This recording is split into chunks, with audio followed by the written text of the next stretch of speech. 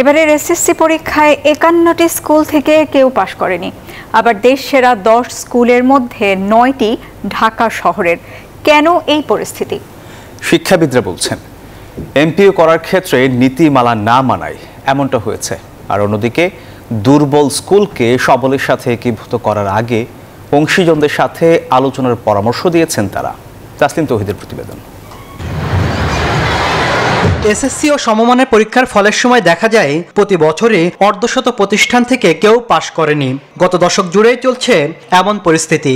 এ নিয়ে ফলাফল প্রকাশের সময় মন্ত্রণালয় থেকে ব্যবস্থা নেওয়ার কথা বললেও আদতে পরে ঘটে না কিছু।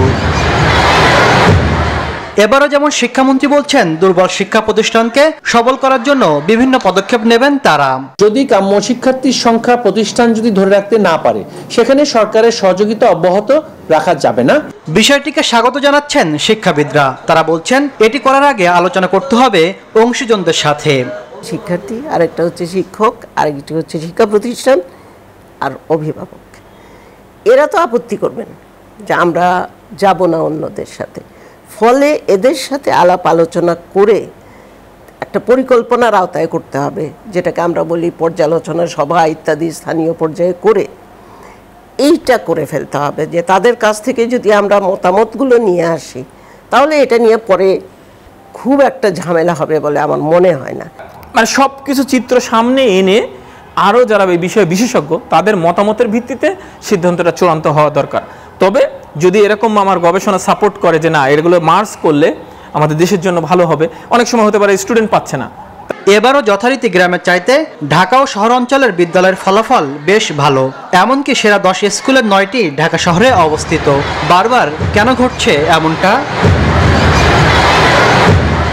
শিক্ষাবিদরা বলছেন রাজনৈতিক কারণে শিক্ষা প্রতিষ্ঠান এমপিভুক্ত হওয়ায় অনেক স্থানে প্রয়োজনের চেয়ে বেশি বিদ্যালয় স্থাপন করা হয়েছে।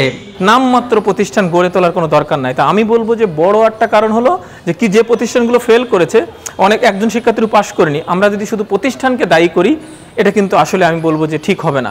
এমপিও ভুক্তির নামে যেখানে সেখানে শিক্ষা প্রতিষ্ঠান খোলা হয়েছে, এমনকি অনেক সময় নীতিমালাও মানা হয় নাই যে এত মাইল রেডিয়াসের মধ্যে আরেকটি শিক্ষা প্রতিষ্ঠান যদি থাকে তাহলে করা যাবে না বা অনুমতি দেয়া যাবে না। কোথায় কত স্কুল প্রয়োজন এবং বর্তমান অবস্থা জানতে গবেষণা করে সুষমভাবে বিদ্যালয় চালু রাখার পরামর্শও দিয়েছেন তারা। তাসলিম তৌহিদ, নিউজ 24, ঢাকা।